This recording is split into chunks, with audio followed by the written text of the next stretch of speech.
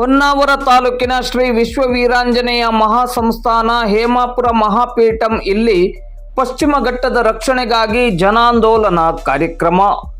ಹೊನ್ನಾವರ ತಾಲೂಕಿನ ಶ್ರೀ ವಿಶ್ವ ವೀರಾಂಜನೇಯ ಮಹಾಸಂಸ್ಥಾನಂ ಹೇಮಾಪುರ ಮಹಾಪೀಠಂ ಇಲ್ಲಿ ಶ್ರೀ ವೀರಾಂಜನೇಯ ಧಾರ್ಮಿಕ ಹಾಗೂ ದತ್ತಿ ಸಂಸ್ಥೆ ಮತ್ತು ಸಿಲೆಕ್ಟ್ ಫೌಂಡೇಶನ್ ಸಂಸ್ಥೆಯ ಆಶ್ರಯದಡಿ ಪಶ್ಚಿಮ ಘಟ್ಟಗಳ ರಕ್ಷಣೆಗಾಗಿ ಜನಾಂದೋಲನ ಚಿಂತನ ಮಂಥನ ಕಾರ್ಯಕ್ರಮವನ್ನು ಇಂದು ಭಾನುವಾರ ಬೆಳಿಗ್ಗೆ 10 ಗಂಟೆ ಸುಮಾರಿಗೆ ಹಮ್ಮಿಕೊಳ್ಳಲಾಯಿತು. ಕಾರ್ಯಕ್ರಮವನ್ನು ಖ್ಯಾತ ಜಲತಜ್ಞರಾದ ರಾಜಸ್ಥಾನದ ರಾಜೇಂದ್ರ ಸಿಂಗ್ ಅವರು ಉದ್ಘಾಟಿಸಿ ಮಾತನಾಡುತ್ತಾ, ಅಭಿವೃದ್ಧಿಯ ನೆಪವನ್ನು ಒಡ್ಡಿ ಪ್ರಕೃತಿಯನ್ನು ನಾಶ ಮಾಡುವಂತಹ ಕ್ರೌರ್ಯ ನಿರಂತರವಾಗಿ ನಡೆಯುತ್ತಲೇ ಬಂದಿದೆ.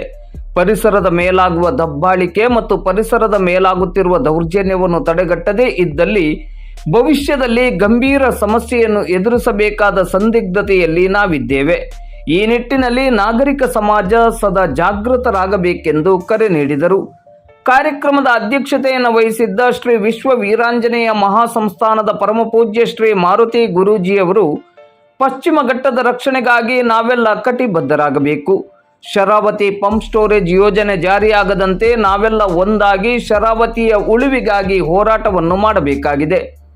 ಯಾವುದೇ ಕಾರಣಕ್ಕೂ ಈ ಜಿಲ್ಲೆಯ ಜೀವನದಿಯಾಗಿರುವ ಶರಾವತಿಯ ರಕ್ಷಣೆಗೆ ನೀವೆಲ್ಲ ಸೇರಿ ಕಂಕಣಬದ್ಧರಾಗಿ ನಿಲ್ಲಬೇಕು. ಈ ಯೋಜನೆ ಜಾರಿಯಾಗದಂತೆ ಈ ಹೋರಾಟದ ಮೂಲಕ ದಿಟ್ಟ ಹೆಜ್ಜೆಯನ್ನು ಇಡಬೇಕೆಂದು ಕರೆ ನೀಡಿದರು.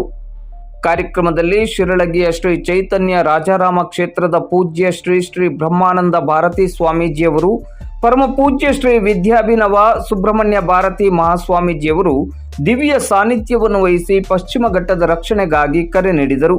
ಕಾರ್ಯಕ್ರಮದಲ್ಲಿ ಕಡಲ ವಿಜ್ಞಾನಿ ಪ್ರಕಾಶ್ ಮೇಸ್ತಾ, ಪರಿಸರ ವಿಜ್ಞಾನಿ ಡಾಕ್ಟರ್ ಗುರುರಾಜ್ ಕೆವಿ, ಪರಿಸರ ಹೋರಾಟಗಾರರಾದ ದಿನೇಶ್ ಹೊಳ್ಳ ಮತ್ತು ಶಿವಾನಂದ್ ಕಳವೆ ಮೊದಲಾದವರು ಭಾಗವಹಿಸಿ ತಮ್ಮ ತಮ್ಮ ಅಭಿಪ್ರಾಯಗಳನ್ನು ಮಂಡಿಸಿ ಪರಿಸರವನ್ನು ವಿನಾಶಗೊಳಿಸುವ ಇಂತಹ ಯೋಜನೆಯ ವಿರುದ್ಧ ನಾಗರಿಕ ಸಮಾಜ ಒಂದಾಗಿ ಧ್ವನಿ ಎತ್ತಬೇಕಾಗಿದೆ ಎಂದರು.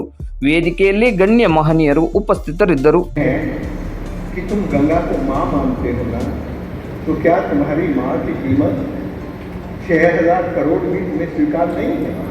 यदि तुम उसको माँ मानते हो तो माँ को बचाने के लिए 6 करोड़ नहीं 7 करोड़ भी लगे तो भी लगाने चाहिए, और उसके लिए मैं तैयार हूँ आपके लॉस की भरपाई करने के लिए।